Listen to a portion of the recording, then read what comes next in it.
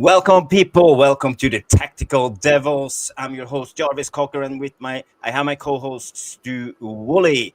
What a Hello. game. What a thriller. Thriller in London against Arsenal. 10 men. What happened? What happened, Stu? Yeah, thriller. I was going to go with thriller in Manila. Fuck it. I don't care. Thriller at the Emirates, whatever. It was actually, if you forget you're a Manchester United fan and if you forget you're an Arsenal fan, and forget the first half, the second half was a terrific game of football. Both teams knew they had to go for it. We had obviously the issues with our sending off, which we'll discuss later on in the show. But what you've got and what we've seen against Liverpool and again today, and we questioned it after Liverpool game, Jarvis. We made that comment. Can we do it again? Can we keep this attitude? Bruno questioned the attitude, and they did. And the interesting thing about Bruno was, though, Jarvis, he was non-existent for a good 80% of the game. If you look at the overall game and the overall play, he was non-existent to an extent. But sign of a player who's up for it occasionally, is popping up just at the right time. Bang! Yes. And what a goal that was, by the way. When you saw it in real time, brilliant goal. It looked. I thought he stroked it home till they showed the angle behind, and he realised he had to volley it home. Pretty much, it was bouncing ball. It was an absolutely wonderful goal. Wonderful goal. We defended like lions. I hate that phrase, by the way, but we defended like lions. Big Harry M. Get that fucking big noggin out. Fucking defended everything. Made a couple of gifts. Did Maguire. Made a couple of errors. You got Dalot sliding in everywhere. You got Martinez. Something's happened to Martinez. He's totally changed back to the Martinez we saw 18 months ago. Yeah. He's reverted back to that. Solid. But the mainstay of everything today, again, was our man, Manuel Ugarte. Mm-hmm. He has demonstrated the brilliance of a basic, it's not, and I don't mean he's a basic player, by the way, but a basic number 6, a basic CDM. And the guys in the comments are quite rightly going to laud and applaud young Collier as well.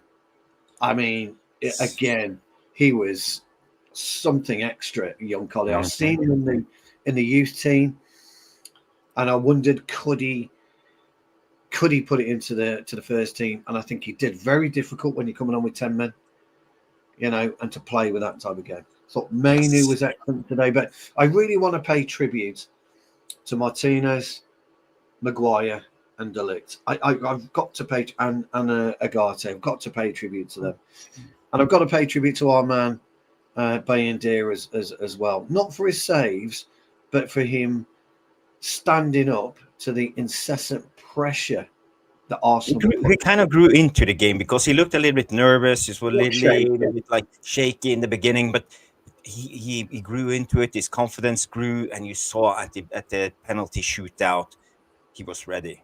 He was ready, wasn't he? Every penalty, and he could have saved a couple more actually. He could have, yeah. It was so close. Yeah, gotta love Ødegaard though, haven't you?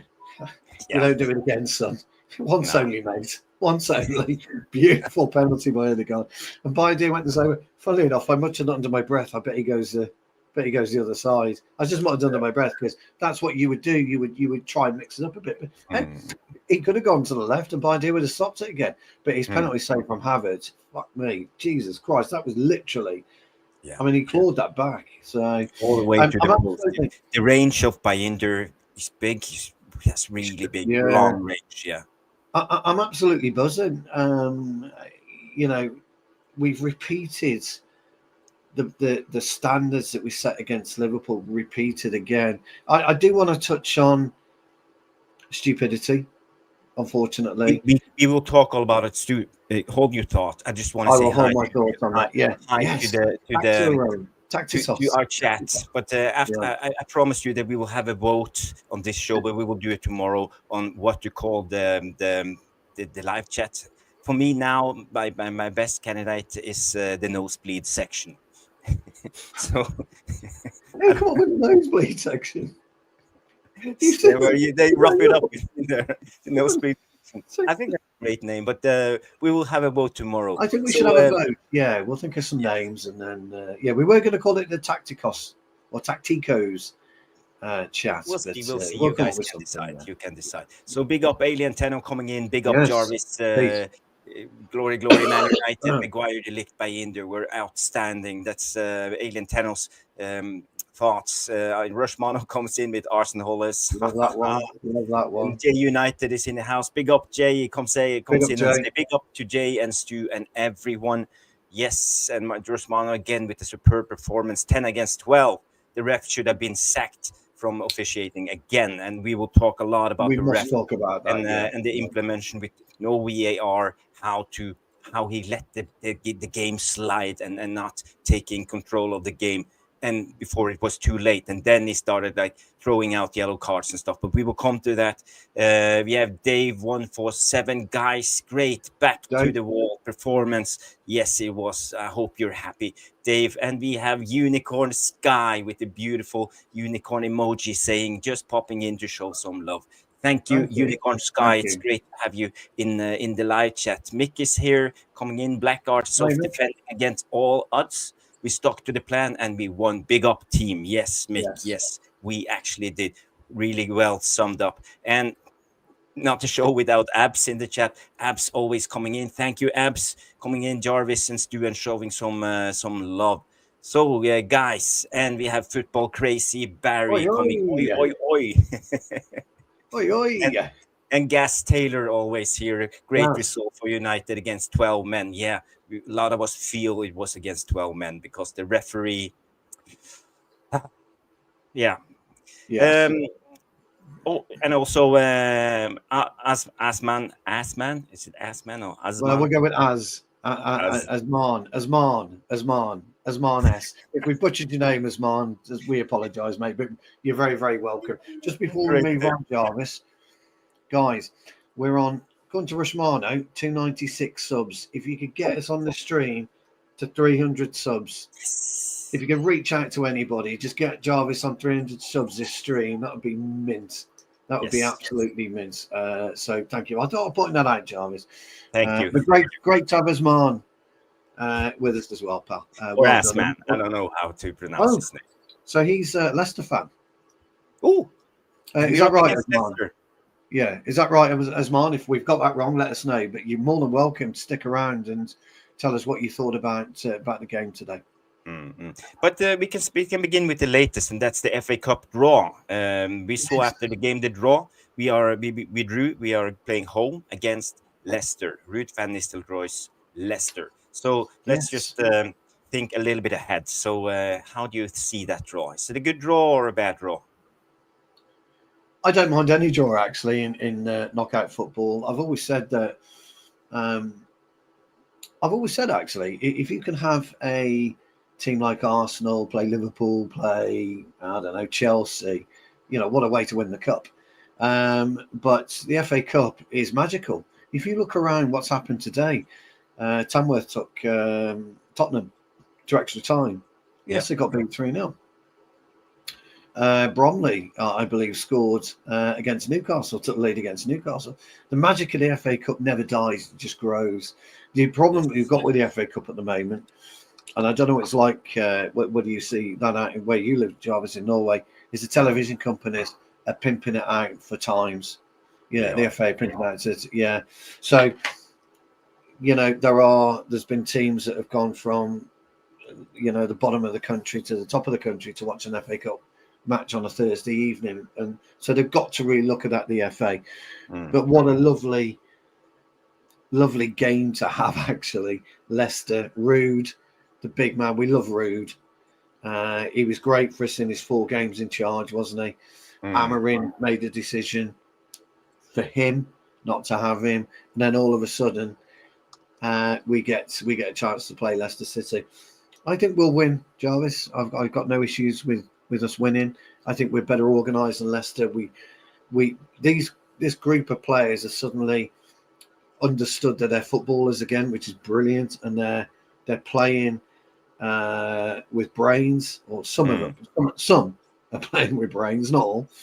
And we are more than anything, guys, we're becoming hard to beat. We are. We are That's the becoming thing. really solid, and Yeah, the he's players are made us really hard to starting to beat. understand how to play. Because the worry when you play with the back five, at 5-4-1, when you defend, the worry is you get too back heavy, and you get the defensive, That's you know. correct. And Yes, that's and correct. but we have found the balance of being compact, laying low, but still being aggressive. So I think the aggression and the ability to push forward, because now we use the three centre back. We talked about it after the Yeah. Manchester City game, how the centre backs rush forward, always ready to jump, and we see that. We see they are super aggressive, and this is how I like to see the formation actually now starting to Uh, work. and I agree with you. And Matt Zari's found his home for us by the looks of it. Left Yeah. side, maybe Dalot's found his home on the right side. We'll talk about him later. But the transformation of one Mhm. Sir Harry Maguire Yeah. to the elevation of where he was 18 months ago to where he is right now. I'm not Mm. talking about 6 months down the line. I'm talking today. The comfort that he has with De Ligt to his right, a reborn Martinez to his left. He's our main ball winner Mm. in the air. You've got De Ligt, our main blocker in the in the area as well, and you've got Martinez, who's adding that little extra spice, but that guile. He's got a wonderful piece of guile.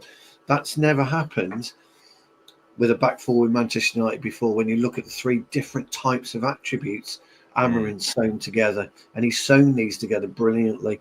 Now, whether Mm. Maguire stays in the summer, I know he signed his extra year, but that might be for a sell-on fee. With his extra, we don't know. But Never if he know does what's stay in the happening in, summer, in football. Yeah, yeah. correct. If he does stay in the summer, then I can see that three probably knitting together even further. And people will say, what about Lenny Yoro? God, that man, that youngster, just hold your horses and Mm. enjoy what's happening. Learn from Maguire, Martinez, De Ligt. And when you come on, I mean, he's been like a Rolls Royce. Yoro has. He seriously has. His penalty today, he'd only been on 5 minutes, hadn't he? 8 minutes. Yeah. And he stroked home his penalty. Beautiful. I can't remember what He time he came played. on. He played really well when he was on, and then. He But did. there's He's so many phenomenal. things to mention in this game. I think we have to do it chronologically, and I want to go to the Yes, start. yes. I just want to say On the hi to goal. Johnny K coming in Yes. and say hello, lads. Brilliant, resilient performance, fought against all odds on the way to the next round. Yes. Yes, we are Just on the before we way. go into that part, buddy. Sorry, Gaz. Just quickly. Harry's probably injured now, anyway, isn't he? Maybe Maguire may be injured. We don't know. Now Yeah, we play again Wednesday, Thursday, something like that. Thursday. We Thursday. have Thursday, Sunday, Thursday, Sunday, Thursday, So I do Sunday for the next believe, 3 weeks. yeah. So I do believe, Jarvis, my old mate, if Harry needs that rest for Thursday, you're right.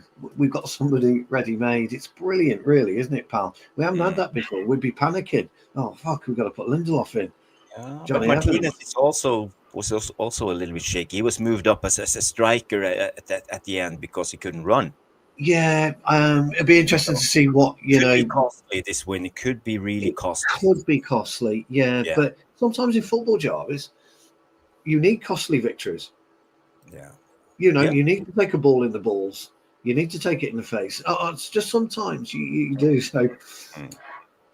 I was just, I'm still beaming. I can't help it. I'm beaming. Fuck it. I'm Me so too. happy. I think we all do. I think we Happy. all do. Yeah. There's so I see Rushmano coming in, and then they putting in comments from Amorim, I think, Oh, from the brilliant. game. So we will Oh, go through them fantastic. a little bit later. But thank you, Rushmano. I will start them for later. Thank you.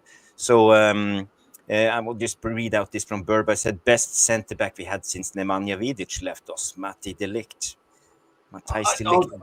Again, Did you see that clearance on the line? yeah, it's Came absolutely on the amazing. outside of his foot. Yeah, he's got a That was habit of doing amazing. that, though, doesn't he? He did that loads of times for Ajax, a couple of times for Juventus, but Yeah. mainly Ajax. But Berber's right. I do think when you're looking at a player that we bought in, yeah, I think Same with absolutely Alien, right. yeah. Yeah, no, I agree. Alien Tenno. He's just whether he stumbled on it, Jarvis, or whether he understood it, Amarin. He's just he's got that back three knitted beautifully. I know Maguire, by the way, is known for playing back three for England. He was always solid for England. That's why he always got picked for England. And maybe he's just demonstrating, that leadership again. But you've got leadership in De Ligt, haven't you, really? You've got leadership in Martino. We've got a back three of leadership. It looks like Amorim is starting to build some spine into this team. We have several leaders now. We've been talking about Martinez, Ugarte, De Ligt, Harry Maguire. You see a lot of people stepping up now. They're not afraid. It's not like we have been used to. Everybody hides. Now they step up, and this is important. I think for a winning team, if you want to have that winning mentality, you need to have leaders. And Noradin also mentioned this. You have to have 5 to 6 players every game stepping up and dragging the others along. We can't be just 1 or 2 or 3. We need 5 to 6 guys every game to do this. 100%, 100%, John. Yeah. Big. I know we'll talk about it later, but I've got to mention Xerxes.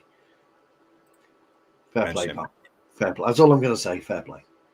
The only thing that bothers me a little bit about Xerxes is his ability to time the run-ups before the headers, the duels. He's not exactly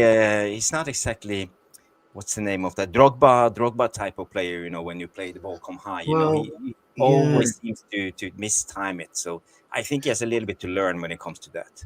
Yeah. And the interesting thing was, and I'm sure you're going to mention it, our good old mate Hojlund, and he was backing into Gabriel. Now that's real hold-up play. That is beautiful hold-up play. I mean, Gabriel was fouling him. It should have been a free kick to us anyway. But that strength. And what he did was, and we've spoken about it a lot, he squatted down. Did you notice?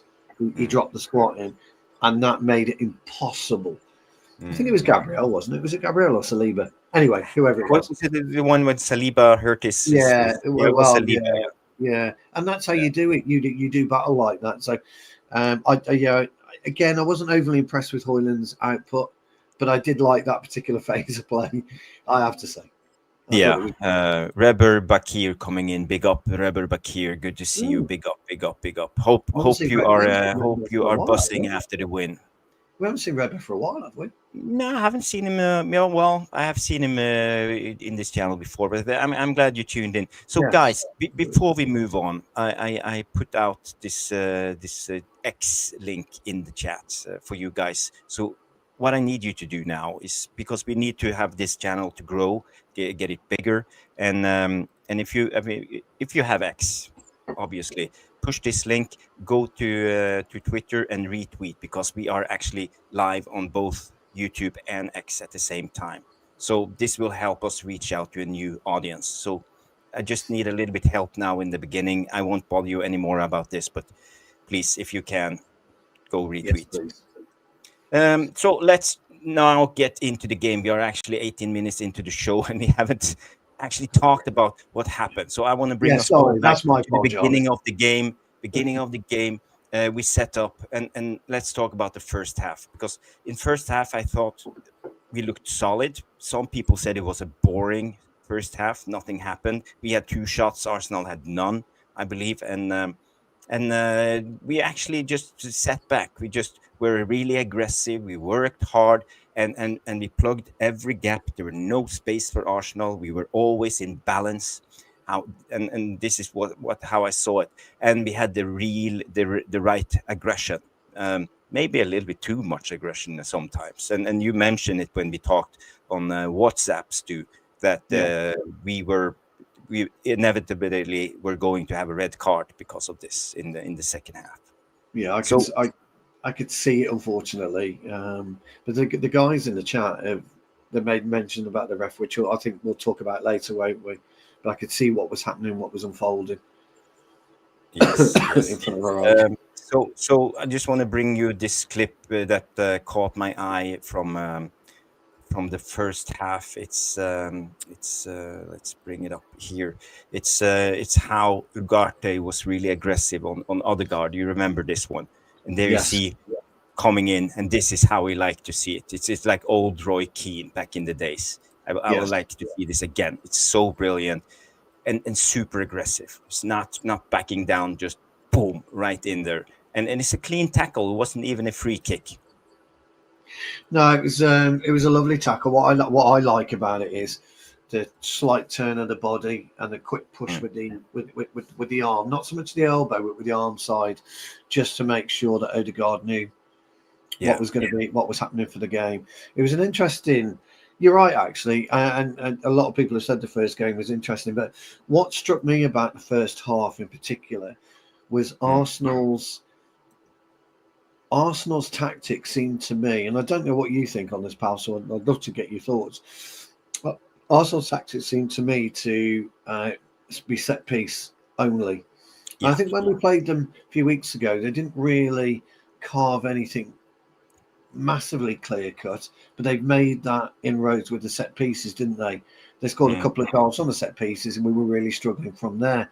And I kind of felt that their pattern of play was to go down easy, try and con the referee, get a lot of set pieces, not mainly corners, but in and around our area where they could swing a ball into our area and then put us under pressure. Yeah.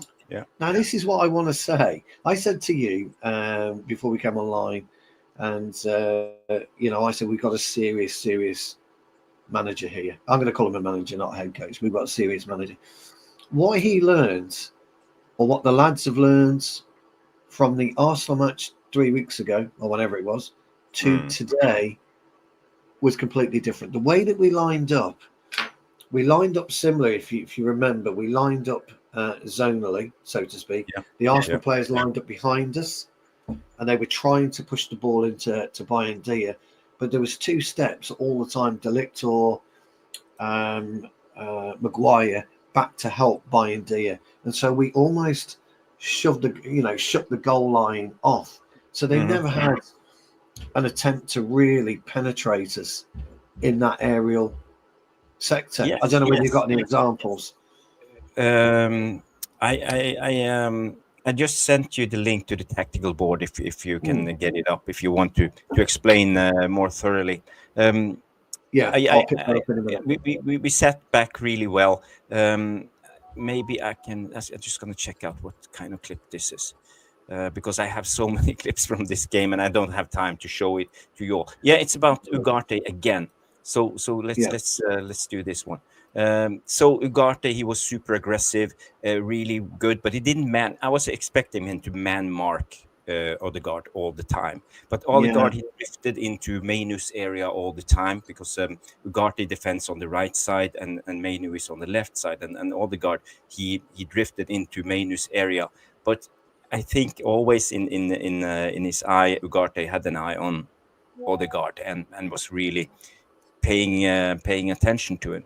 So we saw this one, and you see there, Ødegaard wants the ball. Ugarte tries to sniff it up, but he's a little bit too late. So this was one of the biggest chances for Arsenal in this game when they actually caught us a little bit. But you see our defensive work, how we track back, and it ended up in nothing. But again, you see the aggressiveness of Ugarte if you look here. But it's a little bit too late. He was just too late there, yeah.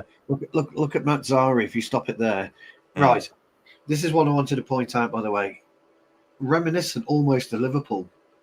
You know what you spoke of. When we did the Liverpool preview about and you spoke about that back four being in unison pretty much, and that's when we said you need to upset the likes of Van Dijk, etc. That was in unison, and that allowed Mazzari to come in and take. I think it was Martinelli, wasn't it? Who was in possession. Well, I would like to. What you see here, you see this is Ugarte, this is Mainu. Yeah. So they are not in a pivot. They're more staggered, and Mainu has the more number 8 role, and Ugarte has the more of the number 6 role. And sometimes you have to open up, and you need to apply pressure on the opposition, but. Maybe Mainu was a little bit too high and he didn't see Ødegaard in this situation. So he left the responsibility to Ugarte. And it worked really well this game, but in the first half, this was the only time I think I saw. Just a very quick one on that, pal. Do you remember, again, sorry, I know I'll go back to Liverpool game again. Do you remember we said that Ugarte would drop deep but stay central all the time? And I said to you, the main reason for that is being able to go the 10 yards left or go 10 yards right. That was just a small demonstration of what he did. What I would like to say, though, and I've got to say this, the ball from Ødegaard into Martinelli was fucking sublime. It was beautiful, wasn't it? If Mazzari hadn't come in, he might have been in. It was a beautiful ball. I mean, I think Ødegaard's a wonderful talent anyway. But he didn't want anything to do with Ødegaard, did he? He did push himself mainly on Mainu. I think for that reason. But yeah, maybe I don't think you're being harsh. I think when you look at the picture, Mainu wasn't really looking at where Ødegaard was. So yeah, you could say he didn't have that awareness at that particular time. But yeah. It was So when it comes to the first half, I think this sums up the first half really well for me. You see, we are in. I'm just gonna add this playback speed 0.5. We are in balance, and I want you to pay attention to Mainu here. Look at Mainu; he's just walking, and now look at him pointing to Martinez. Martinez is pointing. I'm pointing there in this area. Mainu is pointing there in this area. So he gives the responsibility to Martinez. So I like good communication, and this means Mainu can move up. So if you see the next, you see just here, Mainu moves up into pressure because he left Ødegaard to Martinez, and you see Martinez here in the picture.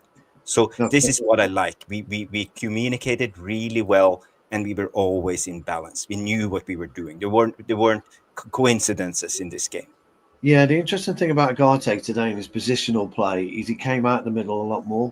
So he played more the width of the pitch today rather than he did against that Liverpool at Anfield. He was more centralised and he played, and he was a little bit deeper. Today he split the width. There's a couple of things I'd like to point out right at the very beginning of the play. So we know that Arsenal got the ball deep, and sometimes they do go long. Watch Mazzari quickly. Was it Dalot? Yeah, watch Mazzari. Just watch his movement now when you play it. There. Absolute wonderful. He's in line with Maguire. He's in line with Martinez. Just that is perfect. If that ball was to go across, we've got a lovely little liner. And he anticipated a long ball, but we're in control. Yes. And it's little things like that. What you're talking about, Martinez and Mainu, is absolutely correct. But real good defensive play is all about stepping up at the right time and knowing exactly where your centre backs are. And this case it's Maguire, because De Ligt is just ahead of him, isn't he? At that point. But when you stop it, look at how balanced we are. You know, you're 100% right. We've got this kind of, I call it the invisible line. And we've got and it enables you to structure your defensive side of it. It makes you more balanced, makes you able to turn quicker, makes you be able to backpedal quicker, and it just gives you that little extra space that you need when you are structured, as opposed to a zigzag line where it's difficult to go. You know, you've got to step forward and step back at any one time. So I also like the fact that we created a huge amount of space in the middle here. Well, we're just able to jog and move into position rather than sprint into position and waste energy. So I did like that. Thought Hojlund on that particular play could have been a bit more aggressive, hounding the two centre backs, but you know, that's just me. But I think this sums up the first half pretty well. You know, we communicated well. We knew what we were doing. We looked like we had a plan when we were defending, and this is how I would like to see Man United going forward. And I think when you do something like this, it brings stability. And as I said, some people said the first half was boring. For me, I knew what this was Amorim's game plan in a way, because he was tidying up the game, keeping it tight, defensively solid, and he knew that in the second half it will be more space, it will be chances. But we couldn't go down 1-0 in the first half. We just had to ride it out to halftime. Yeah, I'd agree with that. And I'm not really sure Arteta kind of knew how to play us today. He didn't. He was. But it's He a looked. brilliant strategy when you go away Yeah. against Arsenal and you Yes. go away Yeah. against big teams. He looked confused, didn't he, Arteta? And their players Mm. looked confused as well. They didn't quite know what to do. You got Jesus, not understanding what he's supposed to do. You got Havertz not understanding what he was supposed to do. And I felt that Ødegaard in the first half in particular cut a very forlorn figure. He wasn't getting the runs that off Martinelli, because we got that line that you talk about all the time. We got that line and we were perfect. And I talk about the pendulum a lot, don't I? You know, you swing in, you swing out. Yes, That's what that invisible line is, and it just enabled us to have more control, even when we were out of possession. Don't think they had a meaningful shot, did they, in the first half? No, they didn't. They didn't. We had 2 shots, but there weren't big chances. I would say 0.01 on XG scale. Those 2 shots, so it was basically nothing. It's worth pointing out as well. I think there was eyebrows raised, weren't they, with Garnacho in for Ahmed. But I will say that Garnacho was very disciplined today. He was, yeah. The way that he played and the way he was positioned himself. There's something I've noticed about Garnacho recently as well. He seems to have switched on and understood his positional play a little bit better. Tried to cut back as well, didn't he, in the second half? That we did. Yeah, well, I think the Garnacho sub was more about the Dalot sending off. That's all. He was a victim. He was a victim. Responsibility for him to defend that side by himself. So yeah, he was a victim of that. One other question I want to ask the guys in the chat, and you, Jarvis. Do you think Bruno's invisibility in half one and for the first half was down to Arsenal, or is it down to we understood we don't necessarily need to use Bruno all the time to accelerate up the pitch? I'm talking about the Mainu effort. Just a question.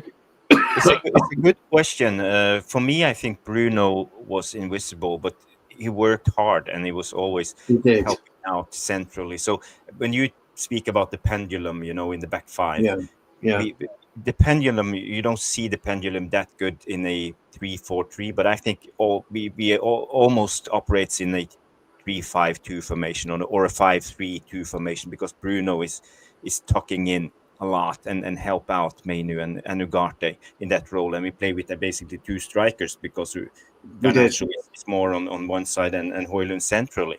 So in a way, I'm impressed by Bruno, his defensive work, and he's actually getting more disciplined in the way, because we have screamed out now for 2 seasons in a row that Bruno is everywhere. He can't be disciplined. So for me, I think much more disciplined Bruno is a better Bruno, even though you don't see him that much. Yeah, he appeared actually in the phase of play, didn't he? He was around. He appeared in the phase of play. But we kind of like moved him from side to side. I think we might have is he an Arsenal fan? This guy here. Oh, sorry. Go on. Yeah, no. Gas Taylor comes in and say Bruno to me was dropping deep, so Mainu could move forward, and maybe that's maybe that was it. Yeah, maybe there was a conscious decision to switch places during the game, Gaz. I didn't notice. I was just wondering whether this chap was an Arsenal fan, and if so, can you just give us a bit more elaboration on what you're talking about? You're very welcome to the stream as well, pal. If you are an Arsenal fan or a fan of another club, you're welcome all the time on this stream. So if you've got some ideas, let us know, because I'd like to know what you're at. But I think he's onto something here. When we was under pressure, we went long to Rasmus, and I think we struggled in the first half, especially when it comes to the Ligt and his ability to play out from the back, because when the Ligt received the ball, he weren't able to recycle the ball and play it back to the other side. He chose the long option all the time, try to find Garnacho or Hojlund going long, and I don't think that's what Amorim wants to do. I think he wants to keep the possession a little bit more when we are under pressure, and we should be able to be under pressure when you are a United defender in this system. And it's got to stick as well, though, hasn't it? When it goes up to Hojlund, it has to stick. Any centre forward, the ball's got to stick. Even if you just hold it and pop it back to Ugarte or pop it back to Mainu, it's got to stick. So I say, it's a good point, Matt. But I'd love to know his overall thoughts on it. Stephanie's in the house. 23 likes. Stephanie. Thank you, Stephanie. Hey, Stephanie. And Here we Lillis. go. Lillis is also here. Oh, we love Lillis. Yes. Good point here from. Sorry. I was going to get Bruno. Yeah, sorry, I was going to get Bruno in. Yeah, Jay makes the point that Bruno's much better deeper. Manu is better forward. Yeah, Manu's holds the ball better than actually Bruno, doesn't he? He's a bit more stronger than Bruno. So it was an interesting spot by Gaz. That I did notice it, and that's why I asked the question. I was just wondering what people were thinking about that, because I think it worked today. You know, and he was heavily involved at Liverpool, wasn't he, Bruno? Get the ball, he was really heavily involved. Today, he was what I would call efficient in his play, but he wasn't all over the place, like you said. So I thought that was an interesting. That was the only reason for the question. Yeah. Great point, Jay. Who else have we got? Mark's in the house. Mark in the house. Mark. Hey, Mark. Good to see you, mate. Big up, pal. Let's go to the tactical board a little bit. We love the board, don't we? We love the board. About the tactics, because we know Arsenal, they go in a 4-3-3 formation basically, and Ødegaard roams a lot. He roams a lot in this area around Mainu, and you know, Mainu was pushing a little bit because these two guys, Ugarte and Mainu, are staggered, as I call it. They're not defending like this. They are defending one deep and one higher up. So there were always a space in this area for Ødegaard to be creative, but we were always on his case. So I would say both Martinez pushed up, De Ligt pushed up, and especially Harry Maguire, I think, was brilliant in this, know how when to step out of his line and be aggressive. So from a tactical point of view, when it comes to Man United, let's say we defended in a back five like this, and we have Ugarte and Mainu almost like, I would say Ugarte more centrally, and Bruno were on the left side, so a little bit like this, and Garnacho was wide and Hojlund on top. So I would say this was our formation most of the time when we defended. So I think and two up front, and Garnacho dropping down when needed. Yeah, no, I think you're right on that. Your point about Ødegaard's fascinating, actually. When you consider where he operates in a zero danger area, doesn't he? When he receives the ball in a zero danger area. So it's a kind of zone that you're happy for a player to receive it, but you've got to be within a few yards of him when he receives it to then upset his rhythm. And I think the Garnacho dropping in, I think you're right. I absolutely think you're 100% right. I'm pretty sure Arteta was saying, stay away from Ugarte, move around Maino. And he was quite dangerous up until a point, wasn't he, Ødegaard? And then he became less of an influence, because the way that you showed us where we're structured, that particular way. And if you did bring Garnacho back in pretty much to where Maino was, pretty much there, then it makes it very, very difficult. We've always spoken about moving into a 4-4-2 type scenario for defense, and that's pretty much where you are with that. So in a loose form. So Havertz was never going to run in behind us. We knew that. I think we mentioned that when we played Arsenal a few weeks ago, didn't we? Matching up Havertz and Maguire is perfect. And again, I thought today, if I'm Havertz, he's had a mare, hasn't he, in terms of his misses. But Maguire really had his number for most of it. I thought, Ugarte, Mainu really shackled Jorginho quite well, if I'm being honest. I thought Mazzari had Martinelli pretty much, covered. If he went round him, De Ligt would come across, which was nice. Martinez and Jesus was crying for most of the game, wasn't he? I think he went off injured because I think he thought to himself, I'm not getting anywhere today, so I'm going to go down in. Interestingly, I just want to show you this. It's the heat map from the game. I don't know if you guys can see it, if it's big enough, but this is Ødegaard's heat map, and this is Ugarte, Mainu, and Bruno.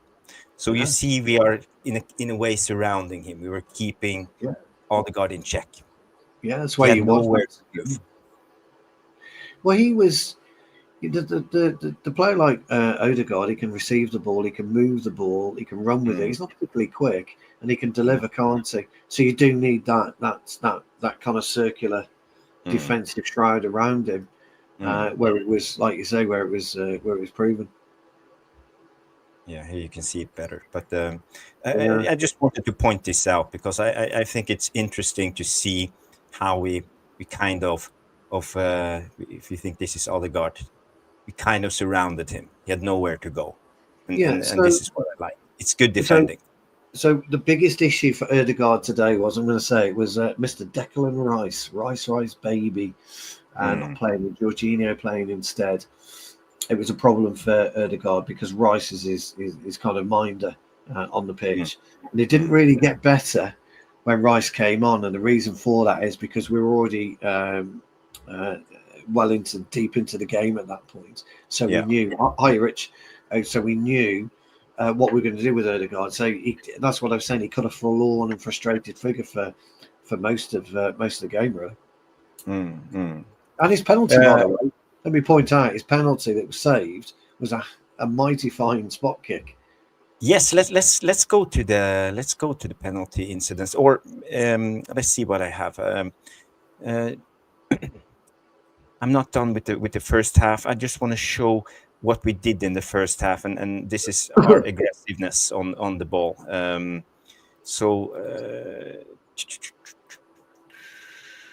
Okay, I'm sharing it now. I'm just gonna take down the speed so we will stay away from the government and the people.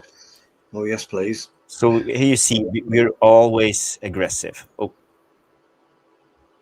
let me bring it back.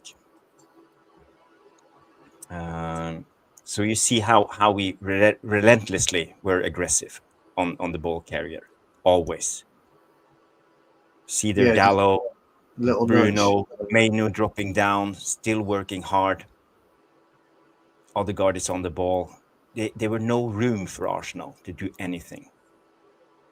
And when we needed, Harry Maguire or the centre backs came up and were really aggressive. And this is what I liked from the first half, because we made it really difficult for Arsenal.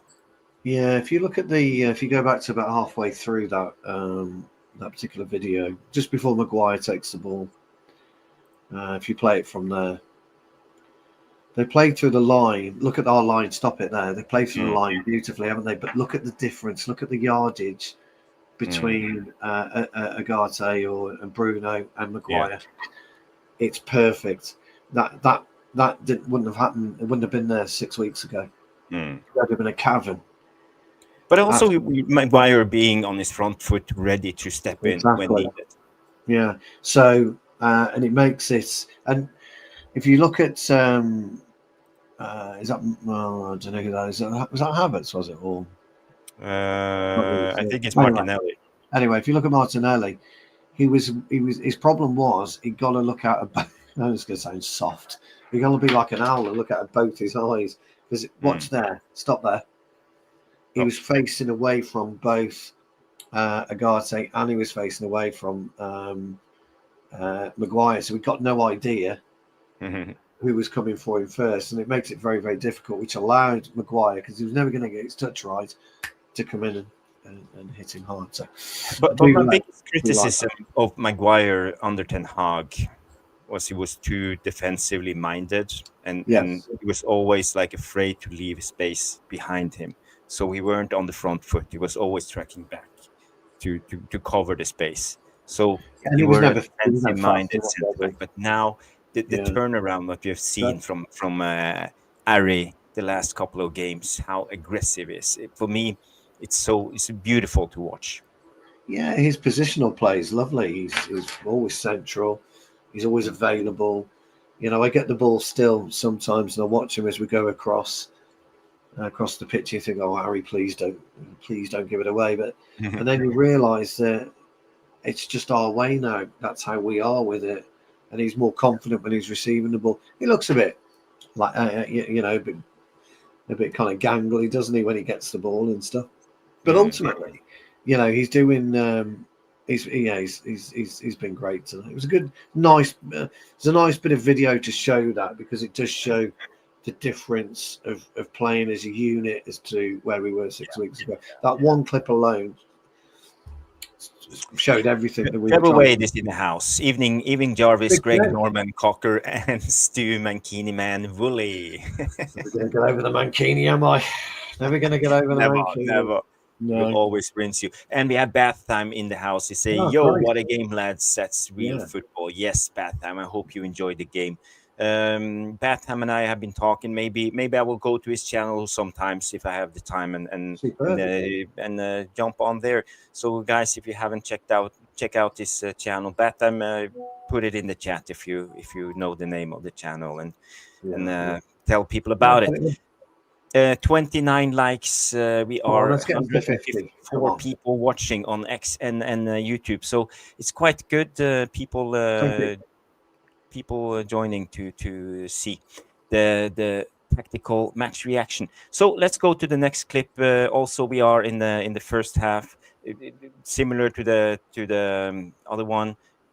Our ability to work relentlessly. You see here, we track back, we push hard. Garnacho, Hojlund, all the time. Bruno. We talk about the Pentagon, but this is brilliant. This is brilliant. And also, you see at the end there, you see Martinez jumping in. One of the centre backs. Clip, because if you start it from here, look how disjointed we are when Hojlund loses it. We're all over the place. And then all of a sudden, we spring into action, and we're hunting. And we move across. Wonderful. Look here. We've just moved across the diagonal, Jarvis, as I like to say. Moved across the pitch. Lovely there. Close them down. We end up winning the ball. Yeah. You see here Bruno pushing in the right direction. He's not like headless chicken press. Yeah. It was absolutely. And then you see Martinez coming in with the sliding tackle. So when needed, the centre backs were pushing up high. This is high up the pitch. Stage. Yeah, if you go back to Hojlund, we criticise Hojlund a lot, but just drop it back a little bit. Yeah, look where Hojlund is now. If you play it from there, look at him. There we go. He knows straight away where it's going to be, and he gets it. He gets a little nick on it. Martinez comes straight in, bang. But you see here the Pentagon shape as we talk about, and we always try to keep even though Mainu is a little bit misplaced here, we have the Pentagon shape because one of the centre backs know when to fill in. Yeah, you got a couple of misplaces there, haven't you? Hojlund should be where Garnacho is, and Mainu should be where Hojlund is. That's not because the Pentagon shape you press. No. I'm talking in terms of. Yeah, I'm taking it. So it doesn't matter what position you are in. You always keep that Pentagon shape to keep on the pressure. I'm just talking personnel wise. We need Hojlund where Garnacho is and Mainu. But anyway, you're right. I'm not just dismissing the Pentagon shape. I was just saying from a personnel point of view. Well, do we have any 298 subs? So we're 2 away from 300, guys. 2 away. That's all just 2 away. That's fantastic. Let me check. I want to double check in my YouTube studio. Yes, you are right. 298. So 2 more, guys. 2 more subs. If you haven't subbed, please. Lillis was saying he's going to save his time and watch AFTV later. It'll be gold. Oh, brilliant. And I just want to bring out this one of Ugarte from the first half. Again, brilliant defending all the way down to the byline. You see here, this is Ugarte really pushing hard. And this is what I like to see. And I have criticized Ugarte for not being able to defend the wide areas, Yeah, you have, He obviously have control in the press, in the wide areas too. So Ugarte had a mighty game today. Yeah, he was more over the pitch today. But Arsenal aren't as strong as Liverpool were through the middle. So it enabled him, I think, to have a great effect on the game. I thought he was outstanding. I've got to say. I really did thought he was outstanding. Yes. So I want to go to the goal. The goal of Bruno Fernandes. So we can go through it. Here we go. Goal. Harry Maguire is on the ball. Well, it was always going to start from Sir Harry, wasn't it? It was always going to start. Yeah. And he switches play. Look at that beauty ball. Dalot wins the header, and Garnacho wins the ball. Now, it's worth noting with Garnacho, by the way, people will say he got lucky with that. He didn't. Just watch him look. Watch his eyes when the header went directly onto Garnacho's chest. He knew what it was. That is a wonderful goal, by the way. But if you go back to it, you'll see Garnacho anticipated the header. Hence, he won the ball. I want to see this switch of play again from Harry Maguire. Well, this is what we get from Harry Maguire. He has a good passing ability, good foot. One other thing, by the way, watch the elbow come up on Dalot and then go down just at the last minute. Watch his elbow. There you go. Up, down. Terrible. Watch Garnacho here. Stopped. It was anticipation. Stopped. Yes. Just at the right time. Yeah, he come down on his legs and he's away. What I liked about this was he was thinking. As soon as he picked up the ball, he started to think, didn't he? Have a quick look around you. Bruno's. There we go. He didn't dive in or do anything. Try and jump with him. This is the ball here. Rasmus's run across the diagonal, Jarvis, as I keep going, was perfect. Yeah. But when this ball comes into Bruno, the technique to be able to take it just off the bounce. Oh, phenomenal! Such a good goal. I want to speak a little bit more about Rasmus's movement because I'm not particularly impressed by his movement in this instance. But yes, I know why, because I know where you'd like him. So there's two things about Rasmus there, isn't there, Jarvis? Let me see if I can preempt what you're going to say. Let me have a go. No. You know what I'm going to say. So have you say you. So when you go back to Rasmus, I totally agree. So when you look at Garnacho, he's got a problem. If you stop it there, the two centre halves have got a massive problem, a huge problem, and they've both got to look after Rasmus. So you could look if Rasmus was to cut across in behind. Is that Gabriel? Is it in behind Gabriel? The ball there. He's straight into Rasmus's feet, but he carries on, doesn't he? And almost gets in Bruno's way. So you are happy with him taking this? I'm happy with him then, but he should have. In this moment, I knew you were going to say like for him to run this because I want him to open up space, drag the defender with them, and you will instantly make this defender follow, and you will open up space for Bruno because you see here Bruno coming and Garnacho is aware. Yeah, I am happy with his run on that, but he didn't curve it enough for me. He didn't put the curve on the run earlier. Watch him. And then he stops. And that I don't understand. But that stop actually gave Bruno the space. Now, if you're talking about, and I know that he was to run on the right side as how we look at it, he would have, it would have been a much easier ball, I suppose, for Garnacho to play into Bruno. But I must admit, on that particular field of play, when you're a centre half in particular, you start to panic in a way because you know that you've got a problem coming at you. You know you've got a problem coming behind you, and you've got to make a split decision on what to do. And I know it's a miracle actually. So I'm not too dissatisfied actually with Hojlund on that.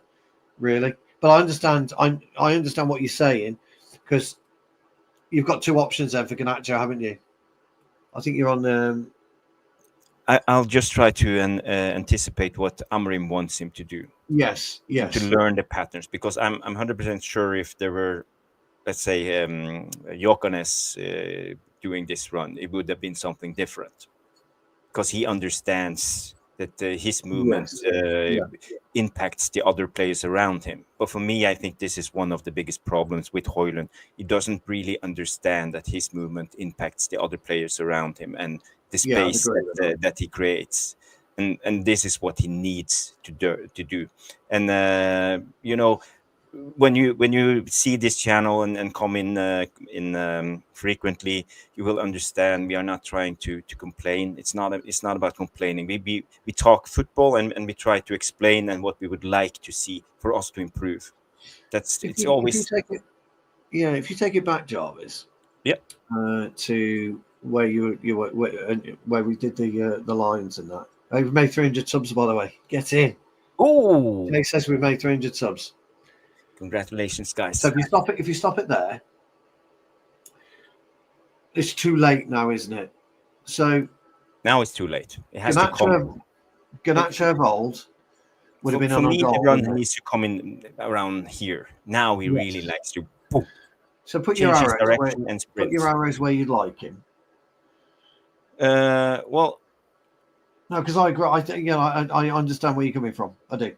Because when he was around this area, I would like him to go here and suddenly change his direction and full sprint in this area, because he wants to make it difficult for Gabriel. He wants to. I want him to make Gabriel make a choice, because I don't want Gabriel just to be able to continue his run this way and be in control. I want to drag Gabriel away, because you see all the rest of the guys, they are not in place. So you will open up the danger space. And we talk about the danger space all the time. And that's this area here in front of the 18-yard box centrally, area 14. So when you push it forward, keep going, stop there. Now, here's the Amarin effect, isn't it? Because if you look at the position of Garnacho right now, Garnacho 8 weeks ago, last season, he'd be homing in a goal, wouldn't he? Now, Bruno at that particular time isn't even in play. No? Not in play whatsoever. When you look at it from there, the chances of Bruno scoring are about 20%. Or less. Yeah. Or less. 3 Arsenal players are chasing Garnacho. They're never going to catch him for speed. And here's the dilemma. That's what we were talking about. Common sense in football. Understanding what to do. And he's seen Bruno at the corner of his eye, and he's laid that ball off. As it's worked out, it worked out okay. But I'm with you. I would like to see 2 things from Hojlund. Curve his run earlier behind Saliba, or run across Gabriel. Yeah, I'd agree with you on that. Yeah. I think you're right. But the timing from Garnacho, it's brilliant, because you can back down, but eventually you need to stop and go into press when you come close to the goal. So he knows exactly when to put this pass across to Bruno, and the timing is brilliant. That's brilliant from Garnacho. So I got to give it to him. This is a great play from him, and the finish, it's. Oh, if you can, I don't know if you could stop the finish just around his foot. You'll just see the little lift. Oh, let's see it. Let's try. It'll be difficult, but the little lift. Look at the bounce there. It is a phenomenal finish. It really is. Just imagine if he didn't strike it at that particular time. You know, we were saying about Liverpool, bounce 1, bounce 2, bang. That's what that was. Right at the right time. Because if that bounces again, he's fucked. It gets under his foot, doesn't it? It's a wonderful ball, wonderful pass. I totally agree with you. But what I like about you, my old mate, is his man as well. Yeah. Is that you would view what Gyökeres would have done as opposed to Hojlund, and that's what people have got to understand. Yes, but I see Gyökeres as the blueprint of what he wants from a striker. I have to assume that's what Amorim wants. But as he said, he haven't had time to work with these guys. And I think, to be honest, Hojlund is not the strongest one tactically. I think he relies a lot on his physicality, and he's gotten away with it so far in his career. But now you're playing differently. playing a different league, so he needs to develop this for him to take the next step. Differently. Differently. Mm. And treble away, the technique from Bruno on that finish was exceptional. It was. Very difficult. Yeah. Johnny K comes in. Interesting stat about Arsenal. Since they last won it in 2020, has only gotten the fourth round twice and lost 2 games since 2021. Arsenal have played 7 and lost 5 FA Cup games. He knows his stuff, doesn't he? Yeah. Johnny K. So Arteta is not a cup manager, but they didn't play the strongest team. We got to be honest. They played some of the reserves. Yeah, Declan wasn't playing out there. He wasn't out there, was he? Jesus went off, and what's his name came on. Sterling came on. So yeah, but you can only beat what's in front of you, can't you? And they tried to stifle us, but they didn't. They didn't score off a corner. Remember that. They didn't score off a corner. Gaming Simp. Big Yes. up Gaming Simp is the same. Jay, it's just what we predicted. Can't even remember the last time the team was leaked. Funny that. So yeah, they talking about the selection of the team. So yeah, good point there from the Gaming Simp and Fumois PS. PS. Yeah. Sorry if we butchered your name, pal. I'm not so sure outstanding, but they did play well. Yeah, absolutely. They did play well. I'm not so sure outstanding, but if you're an Arsenal fan, you're more than welcome. Danny B is in the house. Come Danny in. Yeah, big up crew. Big up Danny B. I want to go to the next segment. So we have, I think the next one is, right before the yellow card, there were a corner kick, and I just want to show you how we were attacking, and what I like from this is the aggressiveness, how much we were in their faces all the time. So he's not an Arsenal fan. Sorry, mate. I thought you might have been. Okay, so take a look at this too. Look how aggressive we are in front of goal when we are having a corner kick. That was something we've not seen in a long time, that aggression. Look at it. I know, yeah. Just what I was saying about Dalot being on the line, and my it warms my heart seeing the United players fighting like this.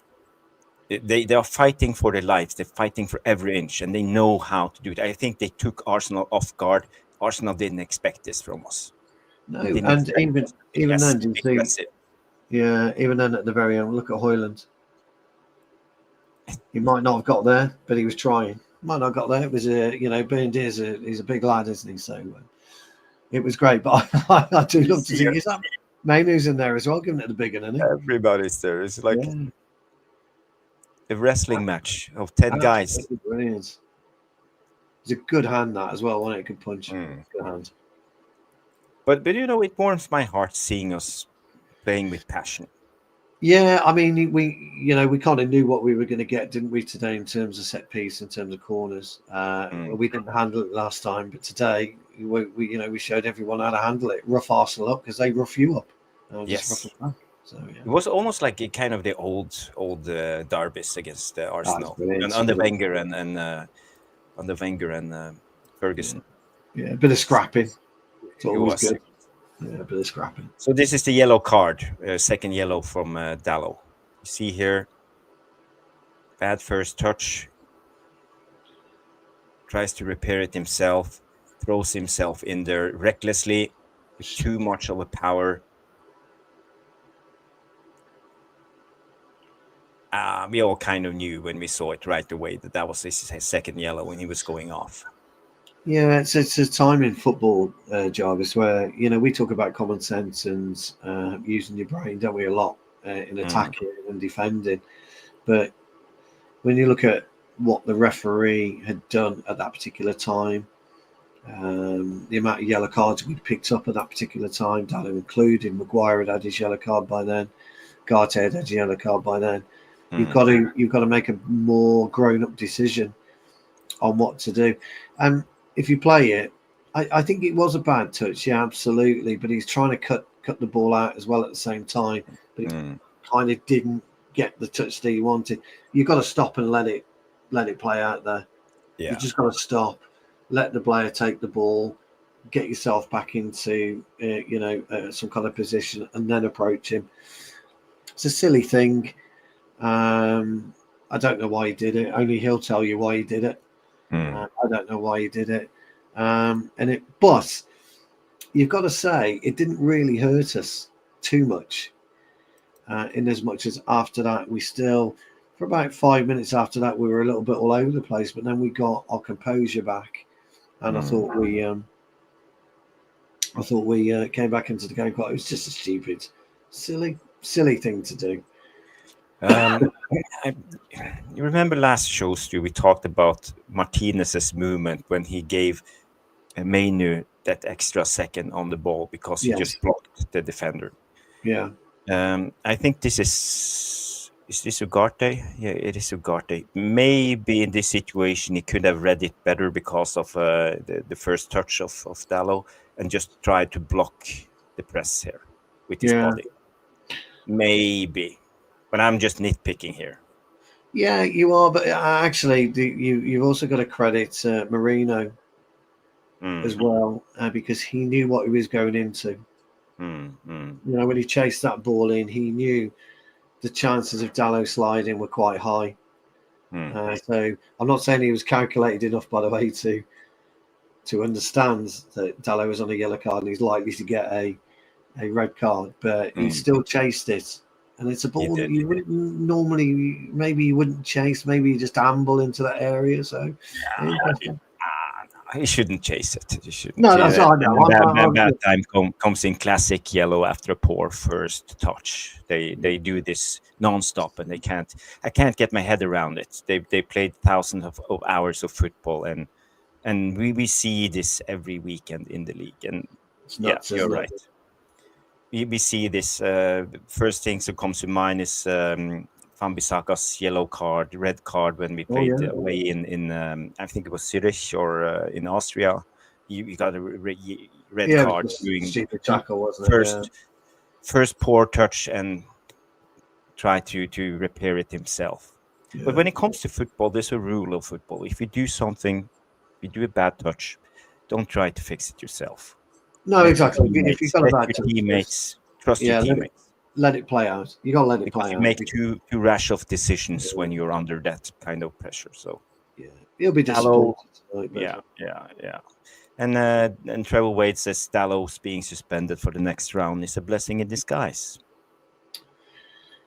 Well, is he suspended for the next round or is he suspended for the next Premier? Because FA is FA Cup. It's the same. FA Cup. No, I think you're only suspended FA Cup. I don't think he's suspended in the Premier League. Okay. J United says I'm not a fan of Dalot as a defender. I like him on the left wing because he got such a good shot in him, but he can't. He can also cross from the left, but defensively wise, he's average. He is average. Yeah. And Batham say he just misses the next game after 2 yellows. Yeah, 2 yellows. I don't know if it pushed into the Premier League. I thought it was just FA Cup, but perhaps it is Premier League. I don't know. I don't know the rules on that anymore. Actually, I'm really confused by it. And you don't know Dalot's best position, so undecided. I think most people are on that one. For me, I think he needs to be replaced as a regular starter. Yeah. But right now, I think it's good enough to keep in the squad as a squad player, rotational player, and he turns up. He was the player of the season last season. I think it's overplayed for me. I think he needs. He played almost 50 games last year. He played 48 games, didn't he? He did. So he does need a rest. I think he just. The problem is we haven't got a replacement for him. Because you've got to play Dalot left, we just haven't got that replacement. So, I mean, Malacia came on. He did okay when he came on, but he made a couple of strange decisions. We gave away a corner when he didn't really need to. He could have just dropped it into Bayindir's hands. So, anyway, it's just a few things. Yeah. So The next clip I have is obviously it was the goal, the Arsenal goal. So you see here, I think it's Martinelli on the ball, and it's I think it's Garnacho actually defending. No, it's Dalot, isn't it? He's got his hands behind his back. Is it No, Dalot? it's Garnacho. So Is the it cross Garnacho? comes in, and Oh, Bayindir it is comes Garnacho, out. yeah. It's a weak clearance from Bayindir. Yeah.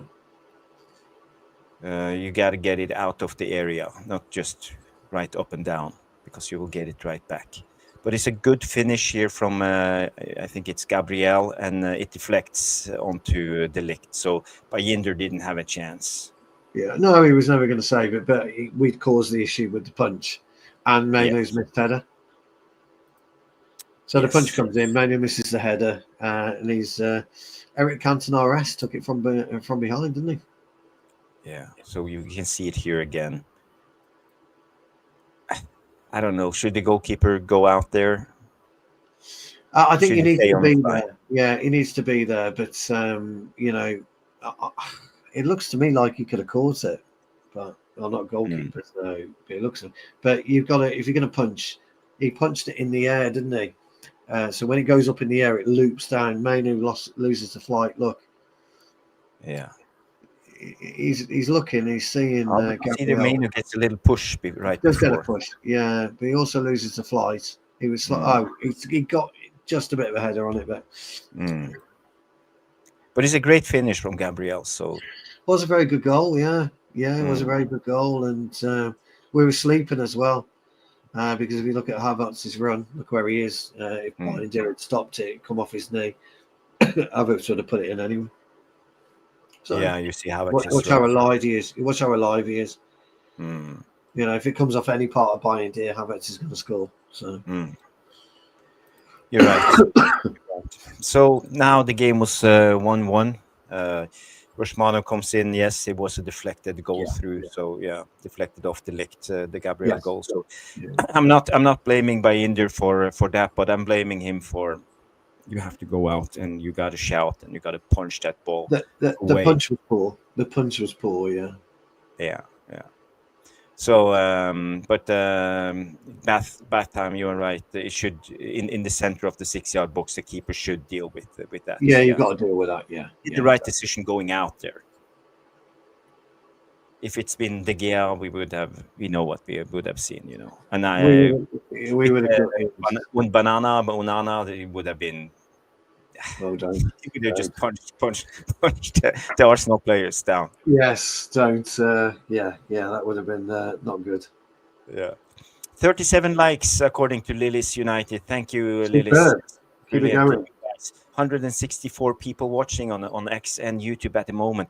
So now we have the next section is it's the penalty situation. So what's your take on the penalty before we take a look at it, Stu? What was your first reaction? First reaction was probably. But if you look at where the angle for us was on the, I don't know what it was like for you, but certainly in the BBC in the UK, you couldn't really be definitive. I'll give the referee some credit; he was perfectly positioned. So I'd need to see it again to give you a proper. I mean, Maguire was, he was insistent. It was a dive, but I'm going to give Havertz a lot of kudos here for the way that he controlled it and then went to the right of Maguire, but then ran into his foot and his arm. And that's my issue. This is an interesting situation, and on Monday we have to talk to Keith Hackett about this because we'll ask Keith on Monday. There were no VAR in this game, in the cup games. Yeah. So in a way he dived and he tricked the referee. But what I would like to ask Keith Hackett, and I will, is how it must feel being a referee when you see the reaction of the players after you made the decision. Because deep down inside as a referee, he must have known that he have doing the wrong call in this. Yeah, I mean, you got to. It's one of those where you just got to. You give them the pen. You give them the pen, and that's it. You just got to get on with it. There's no VARs. There's no. You're not going over to the screen or anything like that. You just got to do it. I don't agree with the VAR coming in round 5. Stupid to me. Absolutely dumb. Because teams could have got kicked and knocked out from earlier rounds where VAR might have kept them in. So I don't agree with that. But when you play this on, Jarvis, you'll see what I mean. Yes. What's the name of the referee again? I can't. It was Madley, wasn't it? Bobby Madley. Was it Bobby Madley? Wasn't it Andy Madley? No, I think it's Andy Madley's brother. Okay, so Bobby Madley. Okay. Yeah. So let's run through it. If you play it through, you'll see. Watch the right leg. It's a lovely bit of skill. But Maguire's got his arm out. Havertz knows it. There you go. That's your problem. Now, you could say that Martinez is going to win the ball anyway. Yes. Because he is. But once you put your arm out like that, although is it the arm? Well, it's the arm and the knee. It's the arm and the knee. If you he takes his foot back when he comes. Yeah. If you look how he goes, he's not really. Maguire's not holding him. He's not wrestling him. Look. So you think this is the?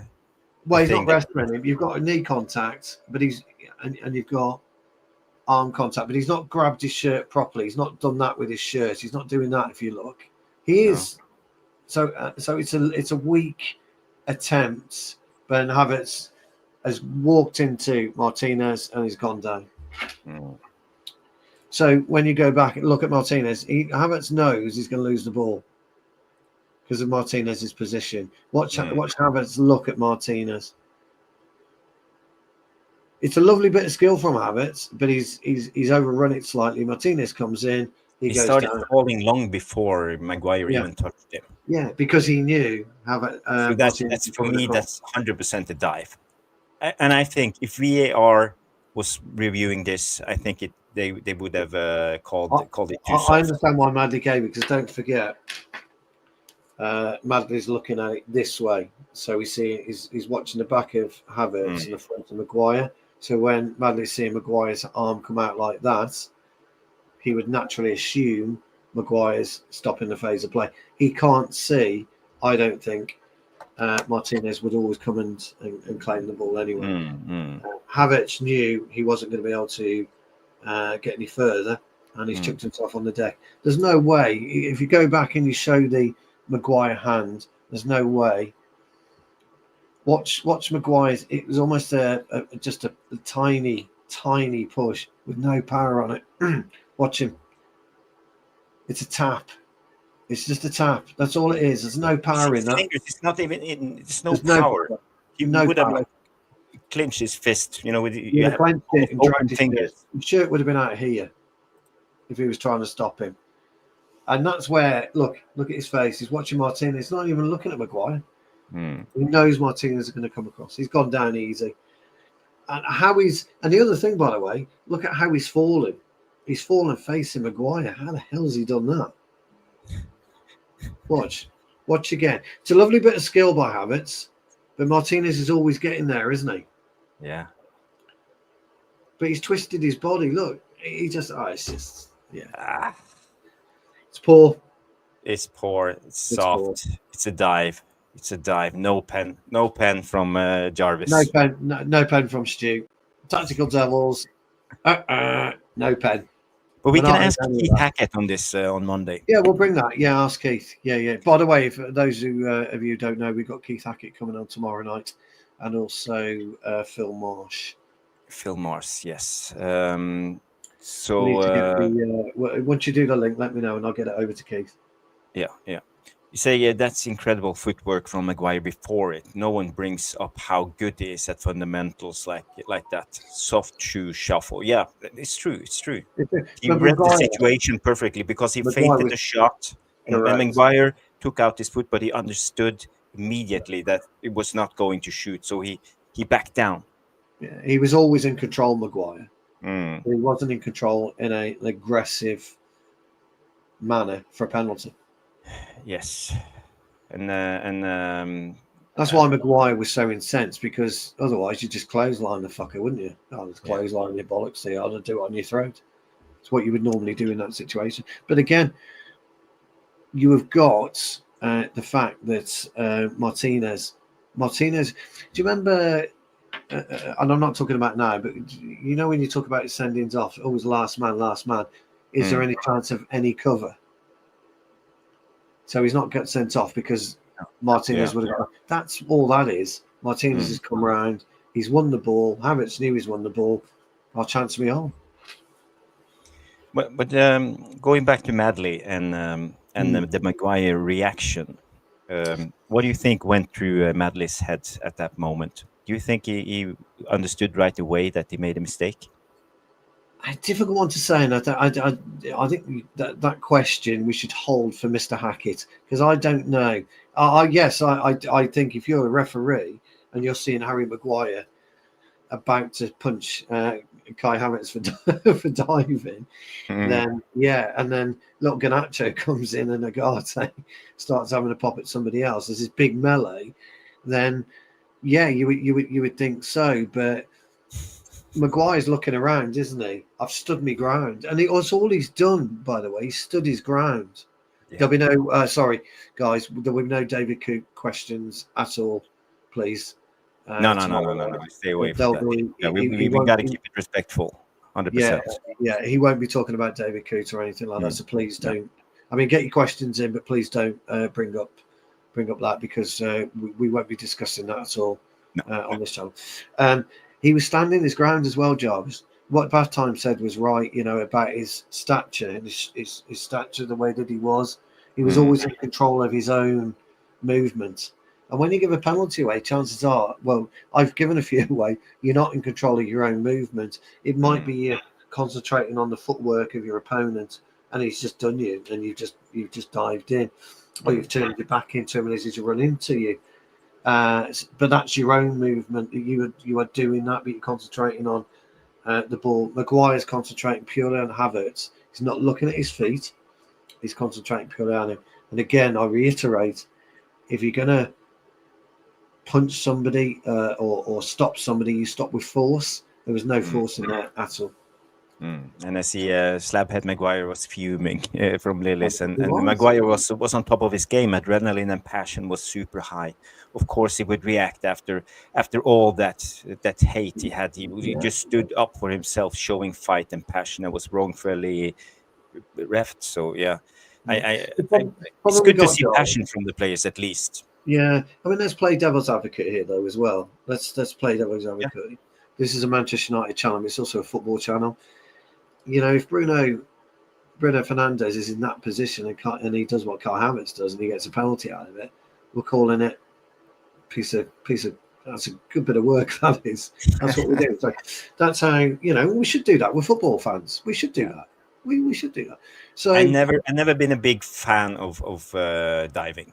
I think I hate diving. Diving's the worst. When you're a defender and somebody dives and a free kick is given or a penalty is given, you're fuming. You're absolutely fuming with them. And I've been in situations, and I'm sure you have, where you've accused players of diving because you think they have. But Maguire was right. You've got to be able to question the ref and say, what am I supposed to do in that situation? You tell me. And I'd love to know what Keith Hackett would say to that question as well. What am I supposed to do? I stood my ground. Am I allowed to stand my ground? And almost, Jarvis, is he supposed to just turn around and say, well, go on then. Yeah. Well, have you shot? What? Do that as a defender, his job is to defend. I'm going to give you a penalty. I'm going to give a penalty where if I do something. So here, I'm just shot. You can't do that, can you? Football's not about that. So I'd love to know from Keith, So tomorrow we've got some great questions I think we can ask him. It's a brilliant. I'm so chuffed, actually. We had a talking point, a flashpoint, that we could talk to Keith about it because... So question for you. Do you think VAR would give that pen? After the ref did the call against Man United? Do you know, you'd like to say... Yeah, do you know, you'd like to say no, but we've seen VAR, haven't we, in action? It's and you're absolutely right. If if it had been, I think he would have, Jarvis. I think he would have backed Madley. Yeah, I do. I'm sorry to say that. Yeah. I'm sorry to say that, pal. We, since VAR's been in, right, we've seen some unbelievably shit decisions with VAR. We were talking about the penalty, the Dalot penalty. We saw a game the other day, didn't we? There was a comparable, and it wasn't given. It was suggested that he didn't have time to react, and actually the ball difference travel was a lot long. It was a lot further from the Wolves game than it was in Dalot. So, I do you know what, dude? It pains me to say it, but I think they would have given it. Yeah, it's a great question, Rashmano, but I think they would have. I think most people would say that. One quick question from Trevor is: do you think Bayindir should start the next round? For me, yes. It's at least he deserves it for me. Absolutely. I mean, we appear to have a goalkeeper we didn't appear to know about, really. Maybe he's a much better keeper than we've seen, given him credit for. He dropped the ball against Tottenham. We'll all agree that. Everyone in this chat will agree he dropped the ball against Tottenham. He did. We're not, we're thinking, crikey, what the fuck have we got here? He's no Romero, But then today, and as Jarvis pointed out, guys, first 15 minutes he couldn't kick. He couldn't get any accuracy in his kicking. He looked nervous. All of a sudden, he switches on, and we've got a different type of goalkeeper that none of us really knew we got. So why wouldn't you play him against Leicester? Why not? Maybe Amorim would do that. For Amorim, actually, it was a big call, wasn't it? It was a big call for him to put Bayindir in today, and that shows a lot of trust. So I'm thinking, Trev, perhaps he will, and why not? Yeah, why not? Would you give him a go against Leicester? I think we have to be. Here's the question. Yeah. Okay. Would you give him a go away in our next European match, or home? I think we're at home, aren't we? In our next European, not Southampton, but the European match. For me, I think Amorim is at the stage where he needs to find stability in his starting 11, and I know as a player myself, having a good relationship with my goalkeeper is super important. Yes. The way you talk, communicate, you have to trust each other 100%. So every time a new goalkeeper comes in, you're a little bit unsure as a player on the pitch what to do. Because that's you don't true. know if he's off his line, will he come out, will he command the back line?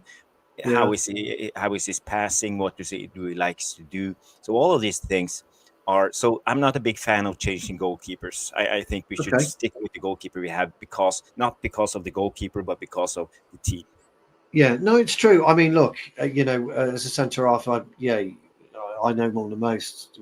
Any centre half in the chat will tell you need a relationship with your partner and your midfielder and your goalkeeper. So but like I say, we appear to have the chance. I fully get that. We appear to have a goalkeeper we didn't necessarily know as fans, did we? We didn't know we got this goalkeeper. So what a brilliant, Onana might have been looking today and thinking, fuck, I'm gonna have to up my game here. Otherwise I might not get Bayindir may play against Southampton. I wouldn't mind Bayindir, let's say, playing the last two games of the Europa League Cup round. That's what I was asking. That's what I was wondering. Yeah, that's what I was asking. Just to feel him out, give him a little bit more game time, and it can make wonder. Maybe Onana will then have to step up his game a little bit because he feels the pressure. Yeah, I mean, one of the guys is always good in a competitive environment. Yeah, Onana's not really had that competition, but as I say, it was nice to see. It was nice to see Bayindir come in and actually, stick two fingers up to all of us fans. Danny B is not a big fan. Get rid of both keepers. He did. He took penalty save. I'll fucking argue with that, mate. 12 yards out. Yeah. Accuracy of Ødegaard. And he gets across. You can't argue with that. So maybe a bit like. It's not a bad pen from Ødegaard. It's a good pen. It was a really good pen, yeah. It's the same as Xerxes. Xerxes now can say, fuck you. lost. You booed me once. Now you're cheering me. We're all fickle, and that's football. So I was delighted to see Bayindir produce that kind of display today. Yeah. You know, so, Jay comes in and say Bayindir 100% deserves to play against Leicester if he does well against again. Then I'd be very tempted to drop Onana. Yeah, it's a good point. It's interesting. Lillis has said he'd play in the Premier League and Arna's trash. But he's right. He was part of the incredible. Yeah, he made a couple of errors today, but you know you're going to do that as a reserve goalkeeper, Jarvis. You are. It's going to happen. It's a tougher job in football. Yeah, but when did he play his last game? Yeah, he played the Spurs game, but before that, maybe he played like 2 games in a year. So, yeah, something like that. Know, being rusty, you don't have the game experience as a goalkeeper. I think it's. Well, there's a big shout for Amorim because he made it clear in his press conference. Bayindir was starting, didn't he? He did. He did. So, he came out early. Yeah. So Arteta's looking at this, thinking, "Wow, this is great for us.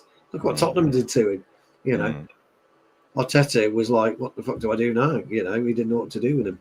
Really pleased for the guy. Really pleased. But maybe it was a tactical choice from Amorim because you know the range. You're talking about height, aren't you? Yeah. Talking about height, yeah.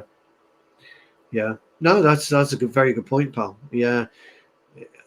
A bit of height. We weren't bullied today though at the back, were we? That's interesting. But it's about our attitude, our aggression, our willingness to fight for every inch on the pitch. You know, we love a bit of aggression, pal. Yes, we do. Talking about aggression. Look at his face. Maguire. I like Kobe just hanging back there. I got your back, son. Don't you worry. Look at Maguire. Yeah. Could have Garte though. Oh no, Martinez. That is, isn't it? Not Garte. There's a Garte there. Look at him. Yeah. It's Garnacho's little cameo here. I like. You're looking at Garnacho. Oh, fucking get down, you bastard. Look at Bruno. Bruno's got that continental way, hasn't he? The way that he holds his hands. Look at Bruno with Madley. Do you think there will become any suspensions after this? Do you think they found anything? Because we know the PGMOL will look at this over and over again. I was going to ask you about that. Anything that can be violent conduct. For example, this with Ugarte situation. We may have an Ugarte issue. Yeah, if you that would be a 3-game ban right away. Yeah, if you play it back, we may have an Ugarte issue because he's got his hands around. Havertz's throat or somebody's throat, and he's pushing. He's aggressive. He's got his head in his face. They both get the head forward, so yeah. But they might let it go, but I don't know. I mean, I don't know who got booked. Maguire got booked in that, and Havertz got booked. Yeah. So Havertz and Maguire, I don't think could get any retrospect, but Ugarte may be in trouble. I don't know. I'd be interested. So I'd like to know what you guys think in the chat about that one bit. Do you see Bruno though with that stupid hand gesture he does? Yeah, that's it. Yeah, you're better at it than me. What? Yeah, come on. Bruno's coming. It's not like he's fucking hit him, is it, mate? You know, he hasn't fucking clocked him. Yeah. But well, unfortunately, his bath time's right, isn't he? Yeah, it could be a problem for us, maybe. I don't know, David. I hope not. But again, that might be a Keith Hackett question. We have to discuss the situation, and I will try to get more footage from other angles because we didn't see much on the Ugarte. There will probably be a lot of footage from actually this incident, and a lot of things happened. You know, what do you call it when everybody clashed together? It's what's the English word for it? Melee. We call it a melee. Melee. Yeah, just a melee. Yeah, it's just a lot of people. Melee. Yeah, because when a melee happens, it's very hard for the referee to see anything, and nowadays they rely on the cameras and the VAR. And when it comes to cameras, we all remember the Casemiro incidents when he grabbed his collar. That's right. Like he grabbed his neck. Yeah, but if you look at Madley, Madley's, if you put that back up and look at his body language, where he's not in shot there, he's to the left, isn't he? So if you play it, watch, there he comes. His body language, he's watching, and then he doesn't, and then he's not really watching, he's not massively paying attention, but he is paying attention. Look, he knows what's going on. He's just standing there and he's looking about what's going on. So if there's a fourth official, he'll be talking to the fourth official. But there, he's not looking at that part. No, of the no. This is out of his vision. Yeah, he's talking to Bruno at that point. Yeah, he's talking to Bruno at that point. So he's not seeing what's gone on there. There's just a load of players on the floor. So he may refer it to the PGMOL in his post. Again, this is something we can ask Keith. What would they do in that point when their post-match report? When does the post-match report go in, and then how long have they got after that to put any kind of retrospective or request information from the club? I think this is a brilliant comment from Jay. You say this is a rebuild. Amorim's rebuild. He has dropped Rashford, and now we are seeing so much more fight and passion in the players. They all have something to prove now, and we are seeing it. Yeah. And I think Amorim is very good man manager, and he knows what buttons to push to get the players. Yeah, I totally agree. The lads have made quite a good point in the chat though. Ellie and Tenno and Lillis, they're talking about no VAR, so maybe they're right. Nobody gets punished. It'd be interesting to see, but Jay's comment is spot on. They all are. All the comments have been actually on point tonight. To be fair, so many good comments, and this was not a game for Casemiro. He didn't come on. Yeah, you're absolutely right. Casemiro would have come in swinging, ready to. I think he's going. Is he going out to Saudi on Monday for his medical? Mick might know about that, mightn't he? But yes, we will see. I think we are at the stage when it comes to these transfers, we need to sell before we do anything. I don't think the United executives, the directors, are ready to take a chance. I don't think they will do anything before they have secured more money in. Yeah, I believe we'll take a chance now on Amorim. I think they may look at it over the last couple of weeks. Perhaps review Thursday, see where we are Thursday. Yeah. Unless there's an injury or two, like you say about Martinez, maybe. And knowing what we are dealing with, Casemiro deal is a big deal. We are talking about 650, 700K a week. It's about 30 million deal to do. And we are talking about the Rashford deal. He's everywhere in Europe now. Every club wants him. We heard rumors about Garnacho today. I don't think anything will be resolved until the deadline. I think then we are there, like the Man United board can say, well, it was too late. We didn't have time. Yeah, I think the Casemiro one will push on for most of next week. Rashford to Barcelona was an interesting one. We called that, didn't we? We said Barcelona would be the right fit for him, but I don't think they can pay him. I think the Napoli one is the one for me. I think that makes sense. Kvaratskhelia going to PSG and Napoli bringing in Rashford. He needs to be replaced, and they have money. Yeah, I'd like to see him go to AC Milan. Actually, good AC Milan with the Gucci bags and the Ferraris. Listen, when I was growing up, AC Milan were a club. Yes, got a lot of. You remember that best team they had in the beginning of the 90s? Marco van Basten, Ruud Gullit, Frank Lampard. They had all the Italians, Roberto Donadoni, and they were brilliant. Baresi, brilliant, crazy. One of the Maldini. Maldini.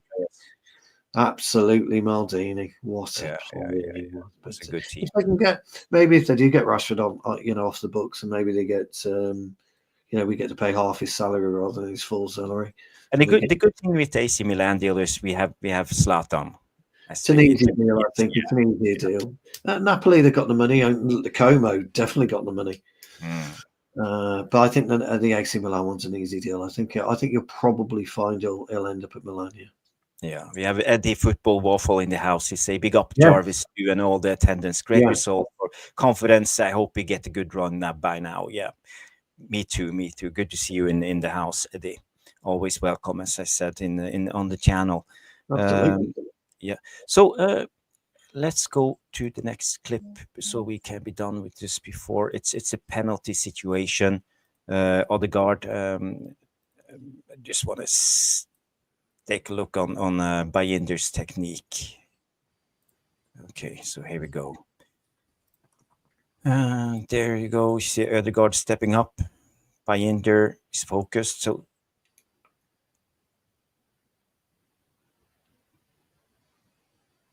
and it's a good penalty, and it's a brilliant save. It's not a bad penalty from Ødegaard. Yeah, I'm not actually a goalkeeper, but what I noticed about him, look at his stance now when he drops down, squats down nicely, doesn't he? And that's where he gets the lift and the power. It's a wonderful goal. End of the post. It's almost impossible for a goalkeeper to save when it's that well placed. Yeah, it was going in. It's a brilliant save. I mean, look, he's at full stretch, 6'4", 6'5". He's at full stretch there. Ødegaard couldn't believe it, could he? No. So it's not a bad penalty. It's a brilliant save. And he keeps it in play as well. Yeah, it's a great save. But he squats down beautifully. He kind of squats down lovely, and that gives him the sprint. I'm not a goalkeeper, never been in goal. I know Lillis was a goalkeeper or is a goalkeeper, isn't he? So he'd be best placed to talk us through that. Great save. Yeah, DJ Fly Guy comes in. Great save. And Trevor say this penalty was saved, was so impressive as Bayindir didn't make his mind up until the last second. He was waiting for Ødegaard's movement, and well spotted, Trevor. Well spotted. Jock's just come in with a quick question. Does he keep his place? We were talking about that, Jack, earlier. I don't know if you were in the stream about 5 minutes ago, 10 minutes ago. It's a mixed bag. A lot of us would like to see him at least get another couple of games from now and the end of the season. But Jarvis was making a point about continuity with Onana. So I think it's a watch this space one, Jack. But thanks for the question, Carl. And Alien say this game was like 1999 all over again. Yeah, you can see all the parallels with the penalty save and aggro in there. The penalty save, it's brilliant. Oh, I remember that. I think was it Dennis Bergkamp who was up there? Mr. Penn. Michael saved it, yeah. And we all remember the gig celebration when that was almost like Martinez's goal against Liverpool, coming in from that angle, shooting it right at the top of the net. Well, we said that, didn't we? Yeah, we said that ages ago about Garnacho. You always go for the roof of the net, and it's always difficult to do that. But Jesus, when you put your foot through it and you hit it true, fuck me, what a goal Martinez was! And that Giggs one is Seaman says now. He says it was past him before he even knew what was going on. He hadn't got a clue what was going on. The power of the shot was like an arrow or an exercise. I just want to say big up to Jack Whelan. Thank you for the question. And we are on 301 subscribers at the moment. So we passed that 300 mark, but we are not stopping there. We want to go to 500 and then to 1,000. And who knows how far we can go. So Jack, if you haven't subscribed, I would be happy and I would be really glad if you did subscribe to the channel. 177 people watching on X and YouTube at the moment. Great comment there from Jay. Really appreciate that, Jay. Very nice. Thank you. Thank you. It's not an unpopular opinion. We haven't talked about Collier. He was great. We were talking about Collier earlier. I don't know whether you'd been in the stream. It's actually not an unpopular opinion, and I think Kobe should be maybe looking over his shoulder because I thought Collier had a very, very solid appearance today. I thought he was excellent. I really did think he was excellent. I've seen him before. This is really the first time I've seen him come on in a high pressure game like that, and he was absolutely brilliant. So it's not an unpopular opinion at all. I think it deserves a debate. If we get to see Collier have a cameo in the next 2 games, I think me and Joel will talk about him in a bit more detail. But 100%, it's not an unpopular opinion at all. He's got a lot of support within the fan base. Excuse me, a lot of support in the fan base. Collier's stats. He came on. He played how many minutes? I don't know, but he had 4 accurate passes out of 7, 15 touches, 1 out of 1 tackle, 2 out of 4 ground duels, 1 out of 3 aerial duels. But when he came on, it was a defensive game. We were 1 man down, and he brought some legs, some energy into ground, didn't he? when we needed it. Yeah. Lillis has come up with a chat room name: Jarvitos, Tacticos, Delsticos. I do like that one. I don't think we'll call it that, Lillis, but I do like that one. We'd have to call it the JTD room if we did that, wouldn't we? It'd have to be the JTD room. Yeah. But very. I think Jay will be happy with that. Yeah, I coming back to the Collier debate, I'm in agreement with Jay. I'd be happy to see Collier and Ugarte together. I've got no issue with that. And I've got it's good to have a player like Collier, but I think he's ready. And even it's been a while since we saw him last, and I think he bulked up a little bit. I think he looked a little bit. He looks like he's bulked up. I think he'll be that type of player that'll be happy to be in and around the first team conversation for this season. But I think he's got a big future. Clearly, he really has. He's clearly got a big future.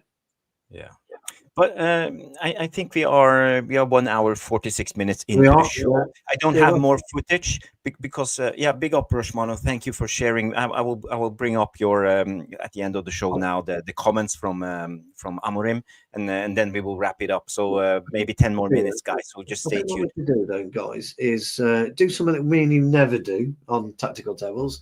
I'd love to know everyone's man on the match today who stood out, because I think it's a very difficult call, actually. So I would like to know who your man on the match is. And Jarvis, I would love to know yours, because I think it's a difficult call. But I'm going to give you mine. Okay. I'm going to give you mine. I'm going to give it to the mighty Harry Maguire. I thought he was excellent today. Now, I know there is a case for Ugarte. There's a case for Bayindir. There's a case for Dalot. There's a case for Martinez. But I just feel, for me, Sir Harry of Maguire. Bruno with his goal, yeah. I still think, for me, Harry just seals it, just for me. But Bayindir, possibly a close second. I'm fucking hell. I can't say a close third. That's why I think it's difficult. I could tell you games, Jarvis. If you said to me, who was man of the match? Nobody. I quite easily. The whole team. Today it's difficult. So who would you hang your hat on? Yeah, I was very impressed by Maguire's performance, but when I see the game of from both halves and the extra time, I think Ugarte probably gets it from me. This is brilliant. Yeah, this is brilliant, because some are saying Dalot, some are saying Bayindir. It's great, isn't it? It's nice that we're struggling to actually pick a man of the match. That's what you want, isn't it? So you've gone for Ugarte. Yeah, Ugarte for me. Same as Alien Tenno comes in and say Ugarte. But he wants to bring in Collier and Gore. Yeah. Yeah, Dan Gore's Peter always believes in the youth of this team. Yeah. I don't know. Is Dan Gore still injured, Pete, or is he fit? Because Dan Gore's, from what I know from Benny, Dan Gore's a very, very talented footballer. Yes, he is. And Jay comes in and say Bayindir was his man of the match, and Maguire closest to second. Yeah. Couple of votes for Havertz, which I like. Madhouse, big up Madhouse comes in and say Bayindir and Slabby. Trevor also man of the match. Maguire and Dalot and Ugarte, all well deserved. Dan Gore's back playing, apparently. Cheers, Pete. I didn't know. I thought he was injured. So great, glad he's back playing. So Dave, Bayindir all day. So a lot of votes for Bayindir, and rightly so. Rightly so. You know, the guy saves 2 penalties. You don't get to save 2 penalties in a game often. Yes. Right. Yeah, in a way, he influenced the game to be the man of the match with those 2 saves. The Vigan goes with Ugarte, same as you. Well, me and Wooty, big up. Yeah, but it's great though, isn't it? Isn't it great that there's all of us watch the same game. We've all got different opinions about the game and man on a match. We've never had this before. It was man on a match. Oh, fucking Agati was miles ahead. But this time we've got 5, maybe 6. You could almost say was in with a shout. So brilliant. So I was so chuffed about that. And it is as Noradin always say, we need 5 to 6 guys to step up to win the game. This is what we thought. They all have to have man of the match performances for us to win. Yeah, totally. We can run through quick couple of comments from Amorim. He say Amorim on Bayindir. He say we loved him and he's always trying to do his best. He was very good. He has a very good relationship with the players and we trust him. He is trusting us and we are fighting together. So he's including Bayindir in this comment, and Amorim must be super happy with his performance. Yeah. And Bayindir comes in the interview after the game. He said, I just help my team. I'm working every day. I'm patient. I just want to help this great team. I want to make everybody happy for this great club. And I'm working here every day. So, yeah, I think he has the right attitude. Ruben Amorim, he say a few weeks ago, Joshua had small problems with the fans. Today, everybody was on the pitch. You felt the support from the fans. And then he scores the winning penalty. Life is like that. He's right. He's right. Yeah, because he was booed off. By the way, his strike. I know he got a small deflection on it. It was a brilliant save by Raya, but it was a very, very cute effort. That was. He shaped to go outside and dragged it. It was a very, very cute effort. Very cute. Yeah. And the last one, Mikel Arteta said, incredible how we don't win that game. The dominance and superiority in relation to the opposition. We didn't get what we deserved. You never deserve to win a football match. You never deserve to win a football match. It's whether you stick the ball in the back of the net. And Kai Havertz couldn't stick the ball in the back of the net from 2 yards. So there's your problem, Mr. Arteta. Not anything else. There's your problem. Yeah. We will go through more comments, more thing on the game. We will have Keith Hackett on tomorrow night, 9 p.m. as usual for Jarvis's Corner on this channel. So guys, tune in here. And Phil Mars will be on the panel too. Yeah, so there will be a lot of football knowledge on the panel, and Jarvis, of course. Oh, and Stu. No, there's no football knowledge here. It's all there. Fucking hell, you stitch me up like Trev Wade. Fucking hell. Jesus. I was in a good mood before I come on here. So, guys, it's time to wrap it up. 1 hour, 53 minutes into the show. So thank you guys for tuning in. It's been a great show. You have contributed immensely. If you haven't, remember to smash the like. And if you haven't subscribed, it's time to do it now. Press that bell and you will get notifications. We will be back tomorrow with the former head of PGMOL, Keith Hackett, on as a guest. It will be a big show. So tomorrow you really have to help me to spread the word, retweet, do whatever you can. Tell your friends. I want to see a full house tomorrow, and it will be a great show. And it was a great win. We are through to the next round of the FA Cup. We won against Arsenal with 10 men on penalties. Can you believe it? I'm super happy. I'm still buzzing. It will be great. So thank you, everybody, for tuning in. And tomorrow, we will see you at 9 p.m. So, guys, have a good one and see you on the next. Bye-bye.